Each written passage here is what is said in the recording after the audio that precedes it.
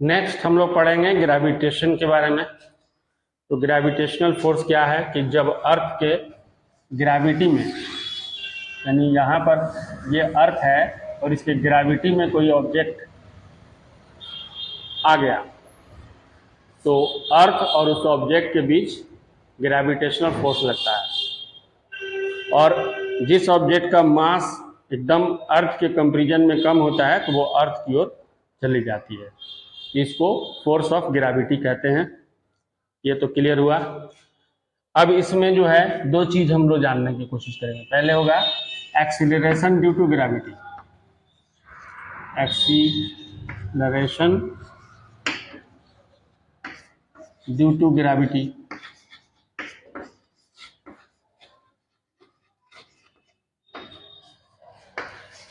अब कोई ऑब्जेक्ट है, अर्थ के वो में है, ग्रेविटी में है, और उस पर एक फोर्स लग रहा है। यहाँ पर एक ऑब्जेक्ट है और इस पर दोनों के बीच में जो फोर्स लग रहा है, इसका मास कम होने की वजह से यह अर्थ की ओर फॉल करता है। तो जिस ग्रेविटी, जिस एक्सेलरेशन से ये फॉल करता है, उसी को हम लोग बोलते हैं एक्सेलरेशन ड्यू टू ग्रेविटी। और एक्सेलरेशन ड्यू टू ग्रेविटी को हम जी से डिनोट करते हैं, और जी इज इक्वल टू होता है 9.8 मीटर पर सेकेंड स्क्वायर। ठीक है। अब जिस ग्रेविटी से ये फोर्स लगा रहा है और वो फॉलिंग हो रहा है, तो जिस एक्सेलरेशन से ये फॉल कर रही है, यानी जिस एक्सेलरेशन ड्यू टू ग्रेविटी से फॉल कर रही है, उसको हम लोग बोलते हैं फ्री फॉलिंग। Free falling. ये वैल्यू कैसे निकाला जाता है आगे चल के हम बताएंगे आपको। ठीक है। नेक्स्ट हम लोग को पढ़ना है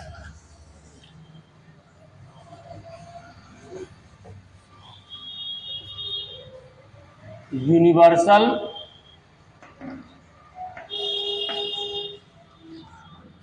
लॉ ऑफ ग्रेविटेशन।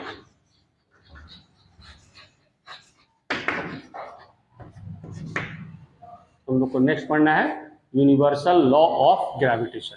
ये यूनिवर्सल लॉ ऑफ ग्रेविटेशन का जो स्टेटमेंट दिया, ये न्यूटन ने किया है, यूनिवर्सल लॉ ऑफ ग्रेविटेशन। इसके बारे में दो ऑब्जेक्ट हैं और एक सपोज दैट यहाँ ऑब्जेक्ट रखा है जिसका मास m1 है। दूसरा ऑब्जेक्ट एक यहाँ रखा है कुछ डिस्टेंस पर, सपोज दैट ये डिस्टेंस r है, या d भी कर सकते हैं, कुछ भी ले सकते हैं आप, जिसका मास एक ऑब्जेक्ट a मान लेते हैं और दूसरे को हम लोग b मान लेते हैं। तो जब इन दोनों के बीच ग्रेविटेशनल फोर्स लगता है, वह फोर्स जो होता है इन दोनों के प्रोडक्ट के प्रोपोर्शनल होता है, डायरेक्टली प्रोपोर्शनल। यानी दोनों के मास जो होते हैं इनके प्रोडक्ट के डायरेक्टली प्रोपोर्शनल होता है। फर्स्ट लॉ है ये।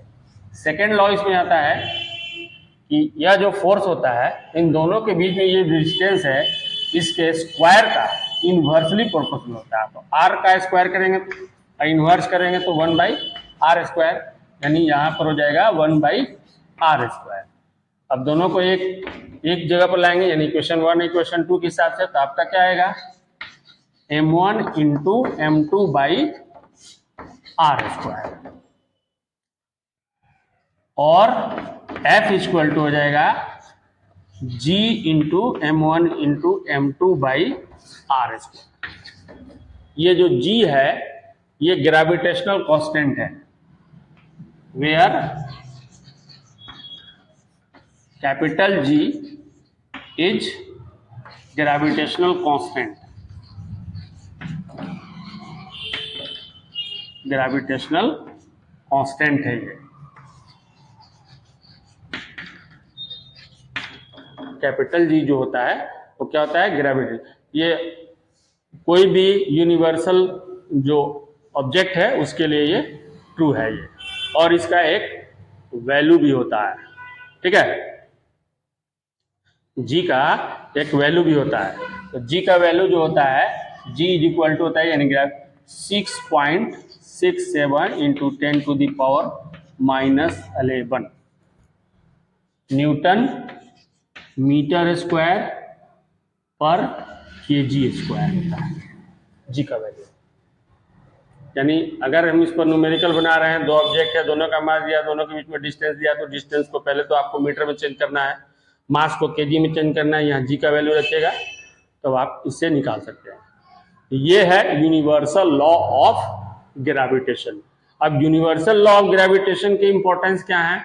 इसी की वजह से अर्थ पर एटमॉस्फेयर है, क्योंकि वो फोर्स है अर्थ पर एटमॉस्फेयर, अर्थ के क्रस्ट से ऊपर थोड़ा एटमॉस्फेयर है जो लाइफ के लिए इसेंशियल है, यानी जितने लिविंग ऑर्गेनिज्म के लिए इसेंशियल है, क्योंकि उसमें जो एटमॉस्फेयर है उसमें हमारे लिए इसेंशियल गैसेज हैं जो हमारे लिए हर हालत में जरूरी है। पहला ये हो गया इंपॉर्टेंस। दूसरा होगा कि आप देखते होंगे कि जो ओशन है या सी है उसमें टाइड्स, जो वाटर में स्किप होता है वो टाइड्स प्रोड्यूस होता है, ये भी ग्रेविटेशन की वजह से होता है। यूनिवर्सल लॉ ऑफ ग्रेविटेशन का इंपॉर्टेंस है। टाइड्स इसलिए है क्योंकि जब अपने अपने ऑर्बिट में अर्थ और मून अर्थ क्या है, किसका ऑर्बिट में चक्कर लगा रहा है? सन का। और मून जो है अर्थ का क्या है? नेचुरल सैटेलाइट है। तो नेचुरल सैटेलाइट है तो अर्थ का चक्कर लगाता है। तो जब ये दूसरे के नजदीक आ जाते हैं और दोनों के बीच में जो ग्रेविटेशनल फोर्स लगता है उसके वजह से वाटर में क्या होती है? स्किप होती है, उछाल पैदा होती है, स्किड होता है वाटर, जो लंबा उछाल पैदा है उसी को हम लोग टाइड्स बोलते हैं। तो टाइड्स का भी यही चीज है, आपको लॉ ऑफ ग्रेविटेशन जो है यूनिवर्सल, इस बेस पर आप न्यूमेरिकल सोल्व कर सकते हैं। अब कोई भी ऑब्जेक्ट से हम किसी से अगर कंपैरिजन करें, जैसे इस फॉर्मूले पर, ठीक है, तो अब आप देखिए यहाँ पर इस फॉर्मूले से अगर हम करें, अगर suppose that mass of earth, तो मास ऑफ अर्थ जो होता है वो 6 × 10⁻24 kg होता है, इसका वैल्यू है, ठीक है। रेडियस ऑफ अर्थ होता है 6.4 × 10⁻6 मीटर होता है, ठीक है। अब इस अर्थ से कुछ दूरी पर एक ऑब्जेक्ट है जिसका मास जो है 4 kg है, सपोज दैट, और दोनों के बीच की रेडियस हमको मालूम है, तो इस बेस पर हम उसका दोनों के बीच लगने वाले ग्रेविटेशनल फोर्स को हम लोग निकाल सकते हैं, into mass of earth into object का मास बाई RE²। अब यहाँ पर हम 6.67 × 10⁻11 इंटू इसका मास है हमारा 6 × 10⁻24 इंटू 4 बाई हो जाएगा आपका इसका 6.4 × 10⁻6 का होल स्क्वायर, ठीक है। अब यहाँ पर हम जब निकालेंगे इसका, ऊपर करते हैं इसको हम, तो सबसे पहले देखिए 10⁻11 है और यहाँ 10⁻24 है, 24 से 11 माइनस करेंगे तो 10⁻13 बचेगा यहाँ, और 6 में 4 में इंटू के 24 हो जाएगा, यानी 6.67, 6 में 4 से इंटू किया तो 24, और 24 से -11 माइनस हो गया तो आपका हो गया 10⁻13। नीचे आते हैं हम लोग, 6.4 × 6.4 इंटू स्क्वायर करेंगे तो 10⁻12 हो जाएगा, ऊपर जाएगा तो ये निगेटिव हो जाएगा, ये 10 बचेगा यहाँ पर। यहाँ पर ध्यान दीजिए, इस टाइप का अगर क्वेश्चन है, यहाँ डेसिमल के बाद 2 डिजिट है, यहाँ डेसिमल के बाद 1 डिजिट, यहाँ पे भी डेसिमल, दोनों को इंटू करेंगे तो डेसिमल के बाद 2, ये दोनों को आप अच्छा डायरेक्ट हटा सकते हैं।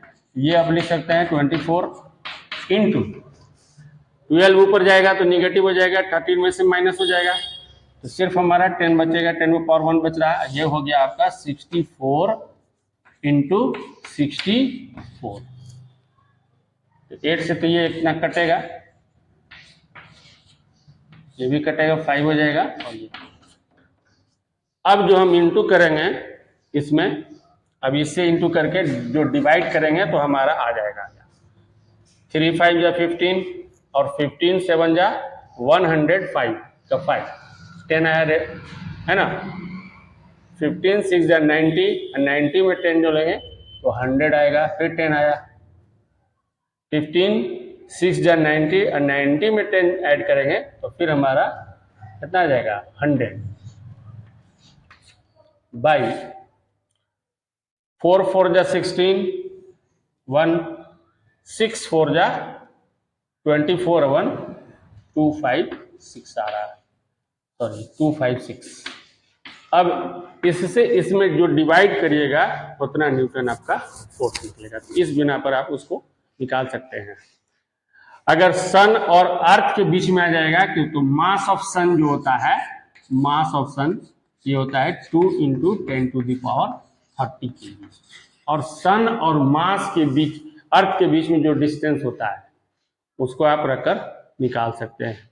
अराउंड 14,98,00,000 के करीब डिस्टेंस है सन और अर्थ के बीच में, तो उसको रखिएगा यहाँ पर। दोनों के बीच में जो डिस्टेंस है, दोनों के बीच में लगने वाला फोर्स आप निकाल सकते हैं। उसी तरह मास ऑफ मून का भी निकाल सकते हैं, 7.22 × 10⁻22 kg होता है, इसके बेस पर आप निकाल सकते हैं। उसमें आपको चार्ट भी दिया होगा, अब हमको सिर्फ इस पर कंपेरिजन करना है और आगे चल के हम लोग दोनों को, जैसे मैंने बोला कि अब यहाँ पर एक चीज देखिए, ये तो हो गया, आपको समझ में आ गया होगा। नेक्स्ट हमारा देखिए, यहाँ पर मैंने बोला था कि जी का वैल्यू हम लोग इससे निकाल सकते हैं, इसी से दोनों रिलेशन से। पहला रिलेशन है, कोई ऑब्जेक्ट है ना,